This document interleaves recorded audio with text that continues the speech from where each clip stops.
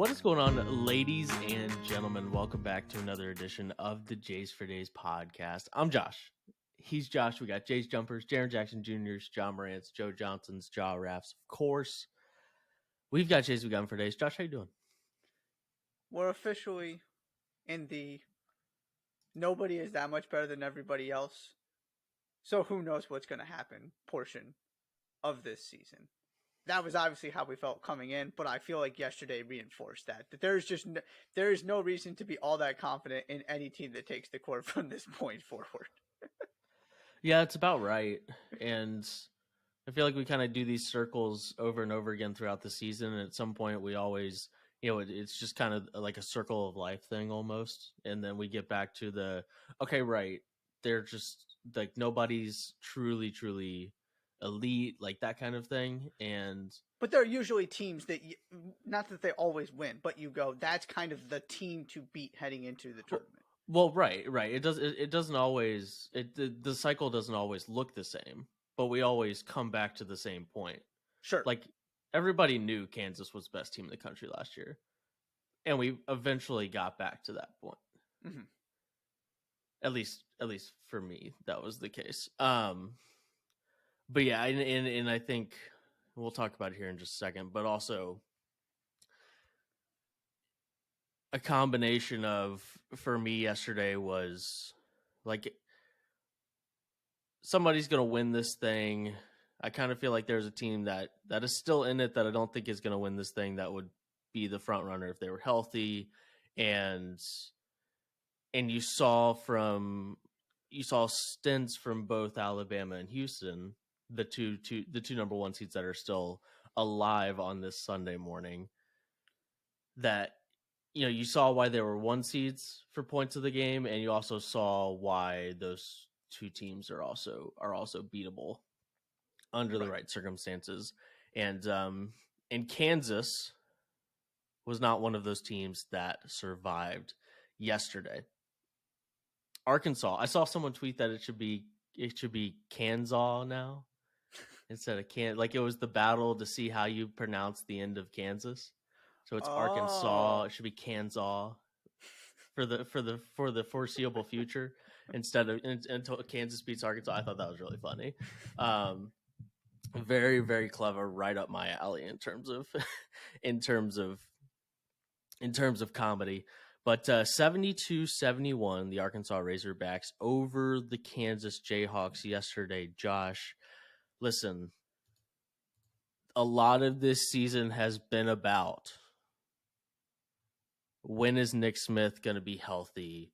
Like, is this Arkansas team ever going to be healthy? And the thing that has been consistent for all 35 games that Arkansas has played is that Ricky Council IV and Devo Davis are there night in and night out. And yesterday that was the case again.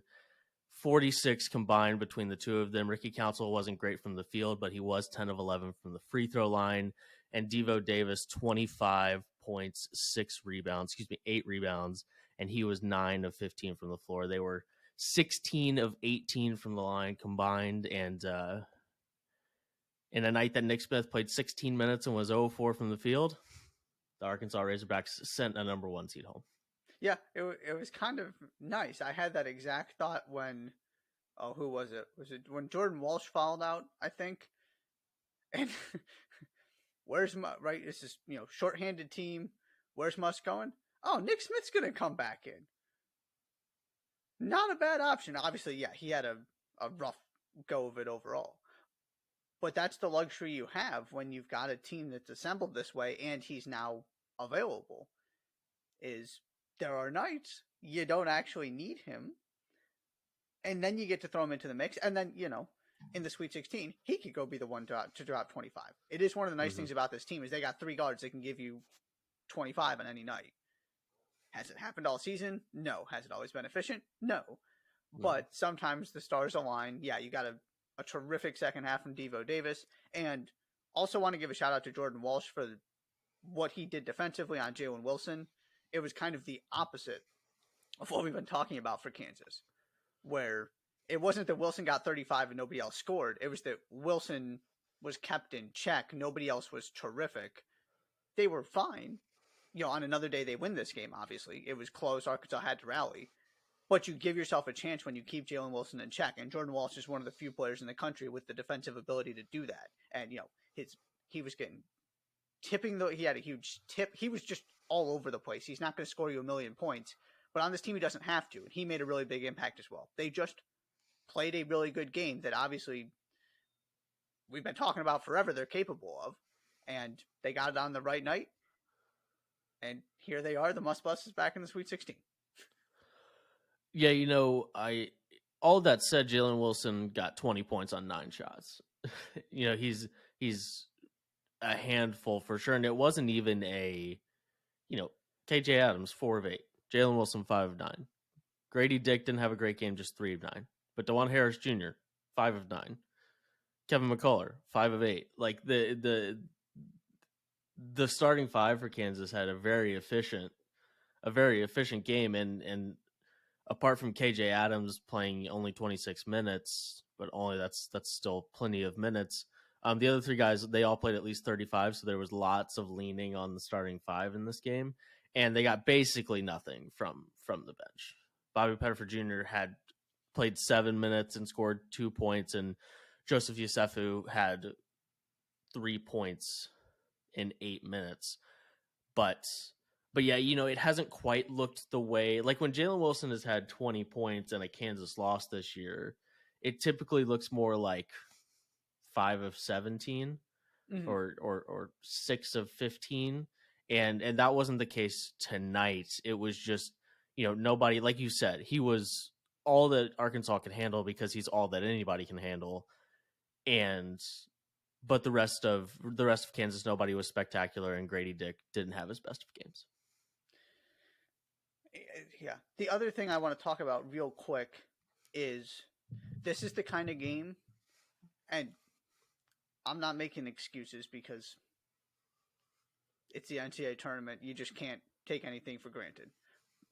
This is the kind of game that getting taken out of that 2 seed for reasons I will never understand and getting moved out of Kansas City is a big deal. Not only in terms of the actual location and the ability of your fans to travel, but also the fact, as we talked about when the bracket came out, that you got stuck with Arkansas in round 2 as opposed to Auburn. Look, you got to beat whoever's in front of you. It's not like Kansas was going to win the national title if they got put into the other bracket. I'm not saying that. But these are the kind of what I am saying is these are the kind of margins that matter in this tournament. And that was something I couldn't stop thinking about watching this is, yes, Arkansas did everything they needed to. You got a bad matchup, and you got it in a less than advantageous environment. If after we spent all season talking about how they have way more quad 1 wins and played the best schedule in the country and had the most complete resume and all this stuff and still ended up as the 3. I do want to bring that up in this conversation as Kansas's season ends. And I will respectfully say win the games that are in front of you. Right. It's and the same thing that Calipari said, because Calipari for 4 years straight complained about how they never got a good draw in the NCAA tournament. Like, and it's a little different because, right, A, there's no such thing, and B, like, you have a little bit more chops in the conversation when you went 28 or whatever they ended, 25-7 or whatever, and it actually was in the regular season. And you have all these quad 1 wins, and you're a 1 seed instead of Calipari complaining about the 4 seed route that they got. Right. So it's a little bit different, but yeah, that's one of those things that once the bracket is out, like, I'm just like, it's an observation, but one that, like, every coach is going to have that's the other thing. The coach thing could have been, that's a possibility. Yeah, that too. But yeah, it is unfortunate, but also everyone gets unfortunate at one point or another in the NCAA tournament. Right. It's the way it's built. Yeah. There's an argument that made the difference in this game. That doesn't mean that it's, the NCAA is colluding against is out to get Kansas or something like that. But thought it was worth mentioning because, you know, it was a game that came down to a possession. Arkansas made the plays, and you and I were kind of talking about this idea of everybody at Arkansas, MUSS, Devo Davis is saying, we figured it out. We figured it out. And the results didn't exactly suggest that. Mm-hmm. But clearly they feel very good about where they're at. And we're to the point, you just have to pick Arkansas to make the Sweet 16. It doesn't matter what, it doesn't matter. You just have to put them in there. Because they find a way. We got to start talking about Eric Musselman as the best NCAA tournament coach in the country. I mean, you can't. Nobody gets to be that guy until they make a Final Four. Respectfully, if Matt Painter is going to get the crap that he gets, then Eric Musselman isn't the best coach in the NCAA tournament if he's not been to a Final Four. I won't entertain that. There's a difference between best coach in the tournament and best NCAA tournament coach. Please elaborate.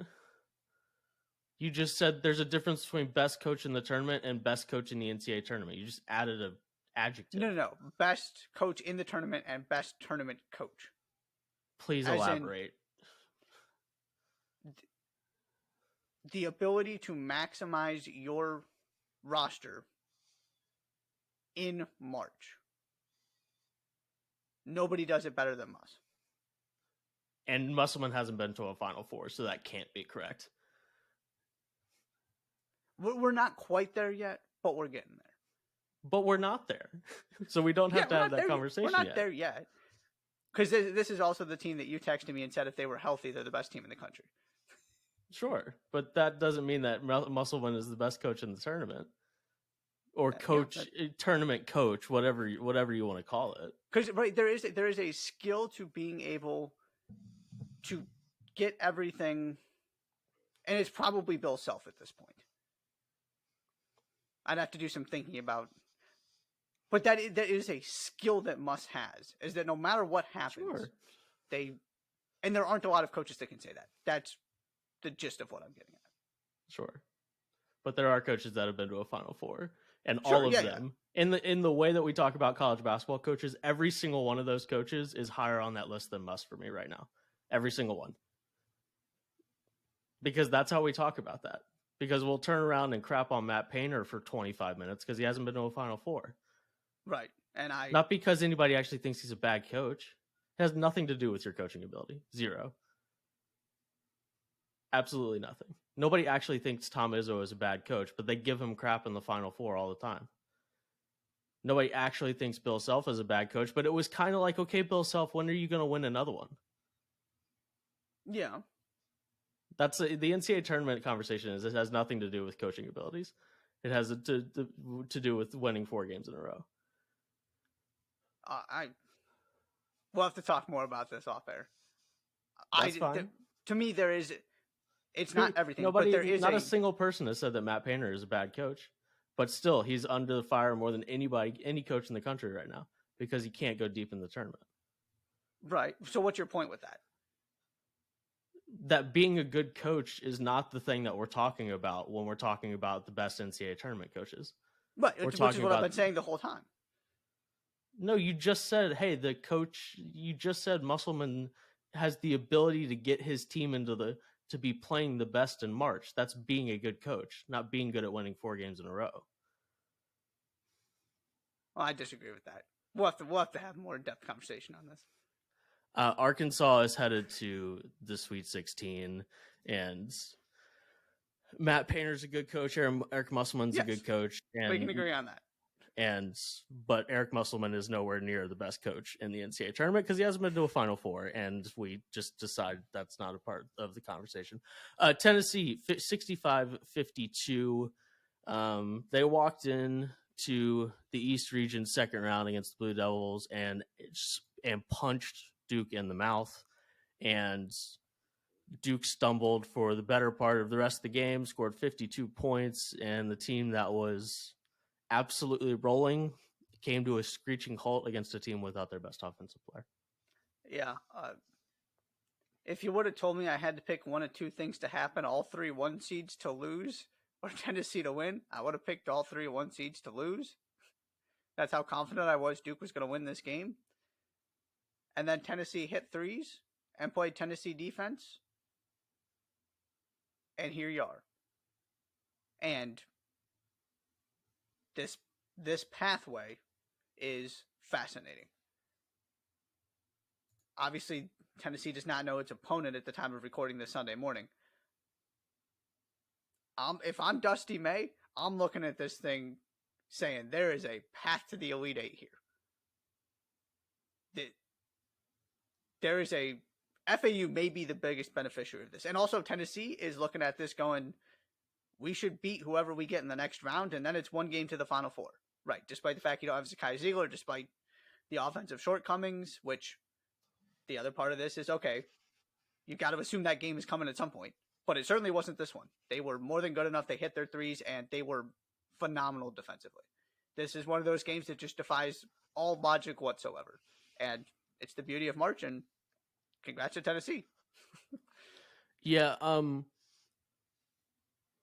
you know, I'm not going to pick Tennessee to win another game in this tournament.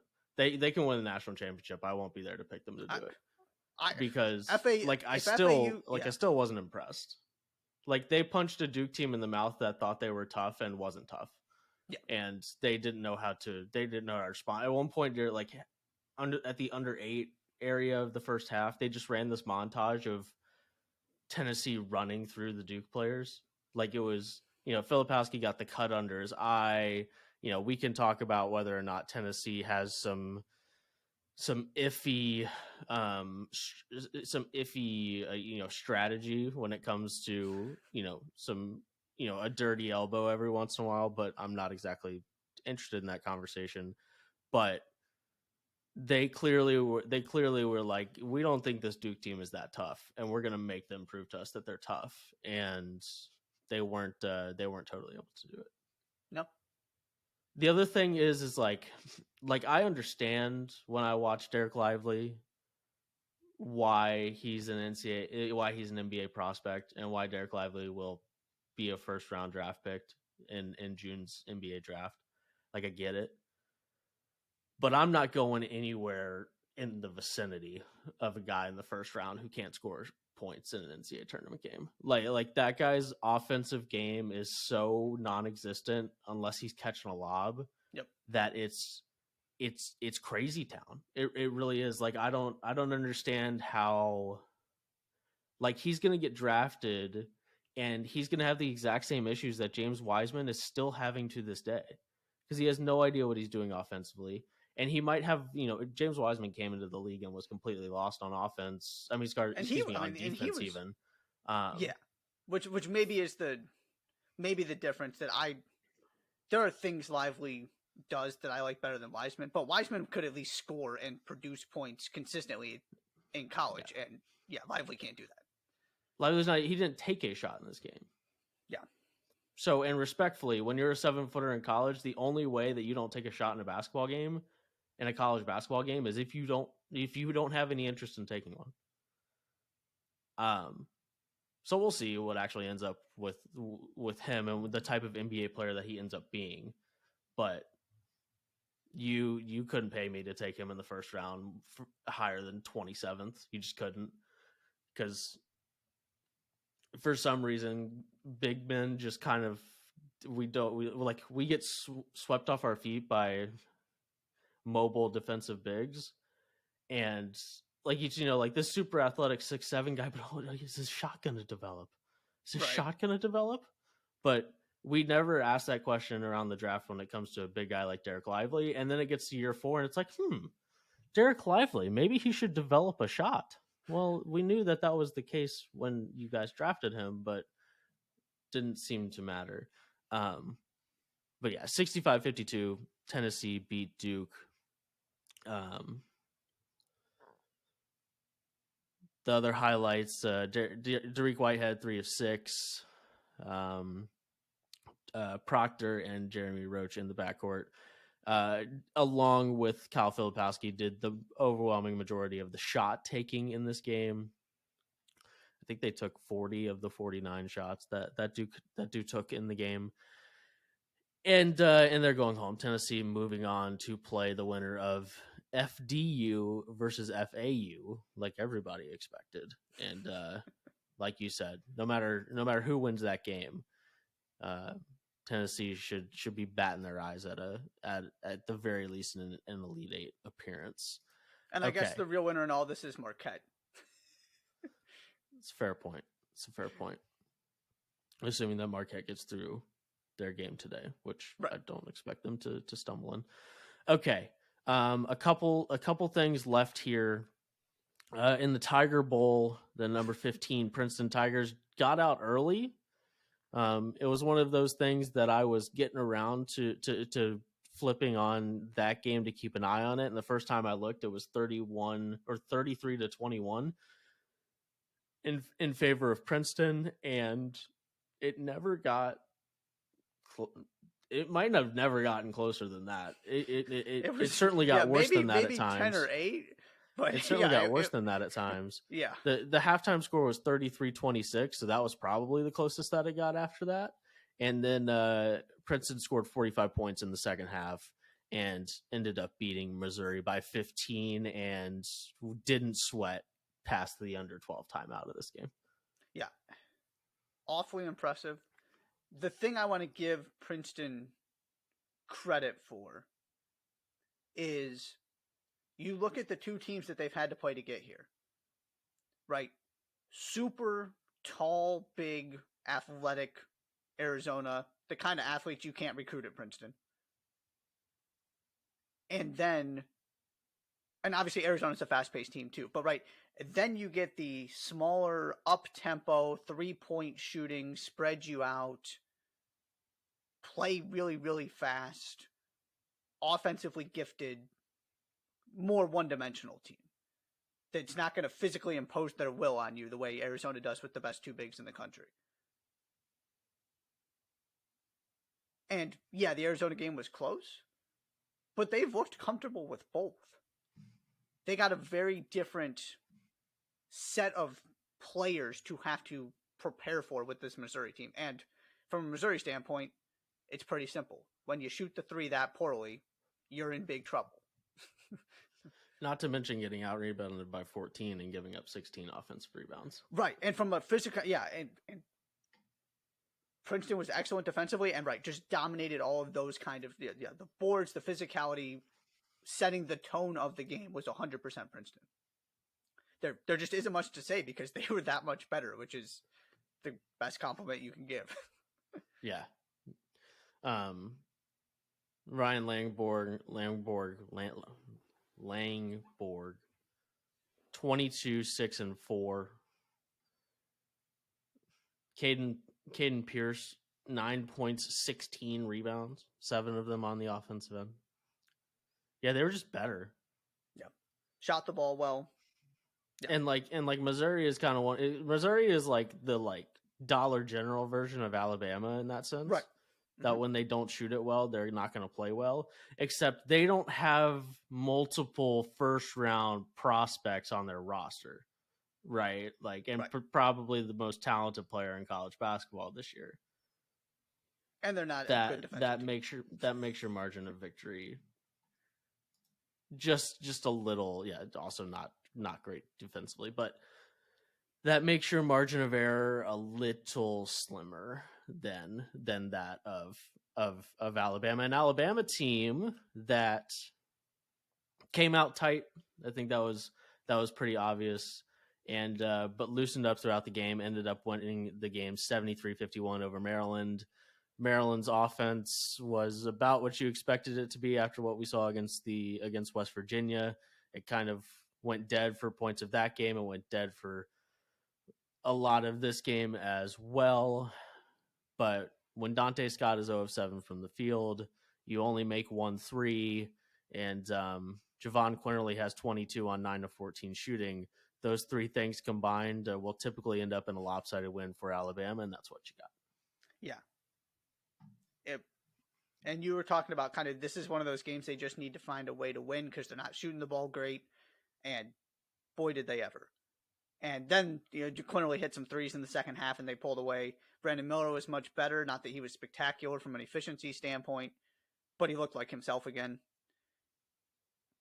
They are awfully good. They're the one team out there that I still am open to the possibility of, if they win this thing, you look back and you go, that really was the best team in the country. They're the only team left on that list for me. And who else was on that list for you? I'm curious. Was there anybody on that list for you other than Alabama? I mean, Kansas could have. And I mean, maybe Purdue. Just because I feel like the Purdue thing would have had to have included Edey.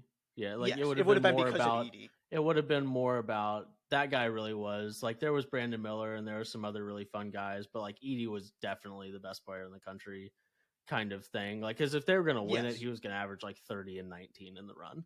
Like that was I can't sit here after saying that Matt Painter overachieved with that team and at some point the talent discrepancy comes back to hurt you because they on paper aren't a top 5 team in the country, and then sit here and say, well, they were deserving national champions if they won.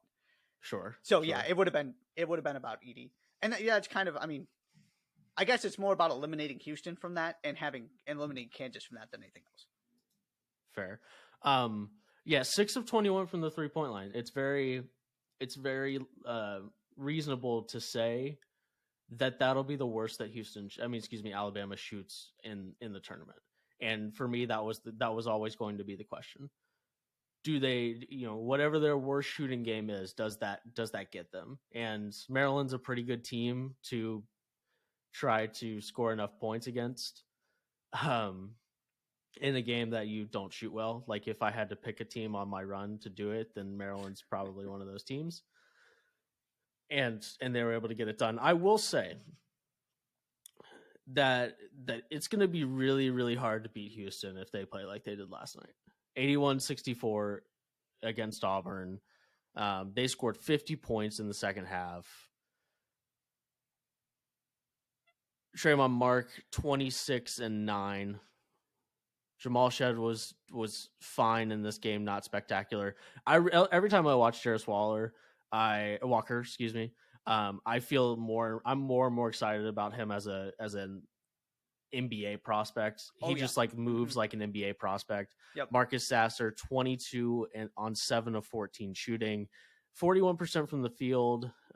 It's not like they were spectacular. They got to the free throw line 29 times. It could have been a little better, but I came away from that Houston game really appreciating the bounce back, first of all, from the struggles against Northern Kentucky. It is, Marcus Sasser might be the most important player in the country relative to the ceiling of his team. He just completely changes the way that they look offensively and the way they just function. But I came away from last night thinking like, okay, that's the Houston performance that if they get that 4 more times, that they can win a national championship. Oh, absolutely. And the other part of this too, yes, having Sasser back really helped. This game also turned, for the most part, after Sasser and Shed both picked up foul 4 early in the second half. And the backup guards, then Tremont Mark came in and hit a bunch of shots in a row. And then the backup guards just lived at the free throw line because Auburn could not stop them. That is an incredibly important development. And always the struggle I have with this Houston team. Because, whether it's Jarris Walker, whether it's Tremont Mark, you can go down the list of the guys outside of Sasser. It's not like they can't score. Sometimes, and even the first half, they were bad offensively. But on the right day, when they have it going, Sasser doesn't need to be the most important player in the country. It's not like he needs to score 25 for them to win. But when he doesn't play well and the rest of them don't play well, they're in big trouble. It has to be one or the other. They got both in this game, but the 17-point win came in large part because of the backup guards, which is a real credit to specifically Tremont Mark, who was probably the best player on the floor, at least in the second half. He absolutely was. That's a really good sign. And like you said, just right, the bounce back to not get discouraged about what happened in the last round, to have Sasser look like he's at least fairly healthy, get him some extra rest heading into your next difficult set of games against better teams. It was awfully impressive. Right. The question is, can you do it 4 more times? Because my thing with Houston is, I know they're capable of doing that. Did they do it too early? Because if you're scoring 65 points in the next 2 rounds, you're probably not getting to the Final Four. But if you're scoring 72 against a little bit better defense, absolutely, because of what they can do defensively. Yeah, and I don't totally understand why that's a hesitation with Houston. Like, can they win? Like, can they put together those performances often enough? Like, just generally speaking, I mean, that's a team that went to the Final Four last year, to the Elite Eight last year, right? To the Final Four the year before. And there was no tournament in 20. They went to the Sweet 16 the year before that, losing to Kentucky. I just don't understand, because I think you're right. It's not that I even necessarily disagree with you. I just think this is the exact same type of Houston team that we got last year, and they made it to the Elite Eight, and it's the same team that they had the year before, and they made it to the Final Four. Right. But there is a level of hesitation there that I think is interesting more than anything else, because they've just kind of proven that they can get to a Final Four playing that way and not have to be that spectacular offensively. Yeah, and I just picked the next 2 games as an example. To me, it's about the 4, which is what I've been saying from the beginning, right? Sure. That until they actually get past a Final Four and put those last 2 games together against, in theory, 2 of the best teams you're going to play and 2 of the best teams in the country, playing really well to be able to actually get to a Final Four and get to a national championship, that's where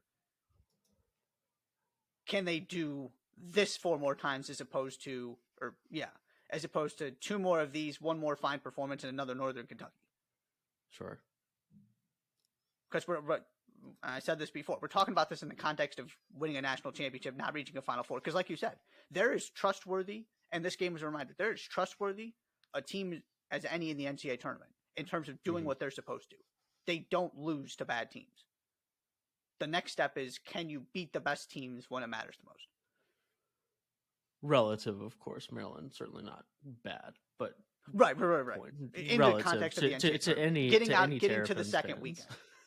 Right. Yes, right. That was not some ricochet shot. Right. In terms of getting to the second weekend, getting to an Elite Eight Final Four. Yeah. If you told me, Josh, that that Penn State was gonna, and this is the last big thing on the docket here, and then we'll get out of here. If you told me that Penn State was going to go 8 of 28 from the 3-point line, I would have guessed a much lengthier deficit to Texas than a 71-66 loss. I have watching this game, I just had no clue how Penn State kept it as close as they did. No clue. Mm-hmm. It was they're playing really well, and Michael Shrewsbury's an awfully good coach. Mm-hmm. And Texas found a way to survive, which makes me feel even better about Texas as a national championship. And I mean, they shot 41% from the field, worse than Texas. They held Texas to 1 of 13 from 3. I guess that's if you're looking at something as to how they stayed in this game, it was that Texas couldn't shoot the ball, which is also a credit to Texas's, Texas doesn't need to shoot the ball because and the other part of this is you got Penn State's defensive vulnerabilities and lack of size exposed in the form of 28 and 10 from Dylan Dessou. That helps. The Big Ten teams, we'll throw Northwestern in there too. Very, very admirable performances, came incredibly close, and ultimately just lost out in the final minutes to the better teams. Yep, you do get some more Big Ten teams in action today, so we'll see how those things go. Mm-hmm. Do you have anything else from last night's games? UCLA beat Northwestern 68-63. I didn't think there was a ton to talk about there. UCLA just kind of I didn't ever feel like that game was especially in question. The Northwestern deficit just never went away. Yeah, that's a good way to put it. I just felt like the better team was in control for all 40 minutes, even though the final score was relatively close. Yeah, and then really disappointed in the showing from Furman. I thought we were going to get a terrific game, and that was not a terrific game. Yeah, San Diego State representing the Mountain West. It's been a rough go for the Mountain West. But San Diego State, two difficult teams. Everybody was picking the College of Charleston. I picked the College of Charleston, and San Diego State said, "Hi, we'll take our Sweet 16 spot. Thank you very much." Okay. There you go.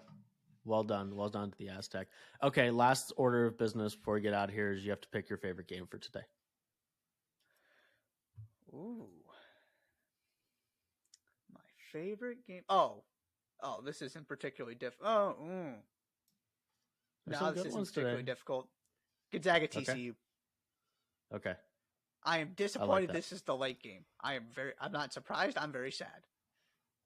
Like just because you want to go to bed? Tired. Yes. You just want to go to bed? I looked at this morning. I went, oh, right. I have to stay up for this.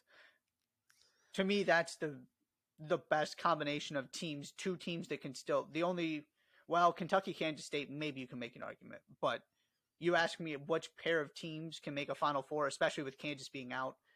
TCU's got to be looking at this. If we can get through this one, we've got ourselves a shot. Yeah. It's opening up, and I've already talked about how I feel Gonzaga's going to do in this tournament. So to me, that is, and Creighton, Baylor, the 3 6s, I'm absolutely in love with because I love this season's 6 seeds. But if I had to pick one, TCU, Gonzaga. Yeah, I think that's probably the correct answer to the question. I don't really know. This is kind of I kind of like all of these games. I don't especially care. Oh, that's what I was going to say. I blanked on something. Big day for the Ball Arena. If you have tickets to the Ball Arena South Region second round session today, or just the second session today, are they all in the South Region? Right? No, there's Ball Arena games from the West Region and the South Region today. Like, as you get Creighton and Baylor. And then your dessert, your second course is TCU Gonzaga. It's not bad. It's not bad. I will say, if Baylor is really favored by 1 still, which is what it says on ESPN, and I haven't looked at the actual sports books, I'm running to pick Creighton. That's all I'll say. But I think that's probably the game I'm most looking forward to. Is the Creighton Baylor game. I'll go with that one. UConn St. Mary's is very intriguing. They're all intriguing. How about that? Yeah, you've got the Sean Miller connections and the fact that just the Xavier aspect of it's a game a 3 seed should win, and 11 seed trying to get to a Sweet 16. You got the 4 5s, the 6 3s that are high profile programs or programs having terrific seasons, and then Michigan State Marquette, which again, look, if Michigan State wins this game, who knows what happens in that bracket? And then, of course, FDU, FAU, which you gotta love that one too. Alrighty, anything else? No. Let's go watch some more basketball and then talk about it. More basketball. We'll be back tomorrow morning to talk about all the things, and then take a look at the Sweet 16. Okay. Thank you so much for listening to this edition of the Jay Strays podcast. Twitter, TikTok, YouTube, all of those fun things. And we'll see you in about 24 hours from now. Thank you so much for listening to this edition of the Jays for Days podcast. I'm Josh. He's Josh. And we will see you